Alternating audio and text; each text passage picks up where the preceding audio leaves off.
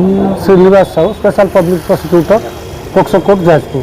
घटनाटी घटुला गत 23/1/2025 मसीहा जेनापुर थाना अंचल।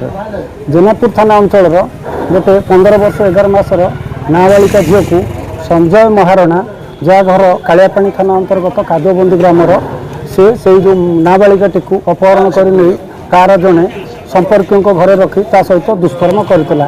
ए संबंध में पीड़ितार बापा जेनापुर थाना लिखित भाव में एतला देलापर तदंतकारी अधिकारी पीड़िता और संजय महाराणा को उद्धार कर पीड़िता को बापा माँ जिम्मा देते से संजय महाराणा को कोर्ट को पठाई।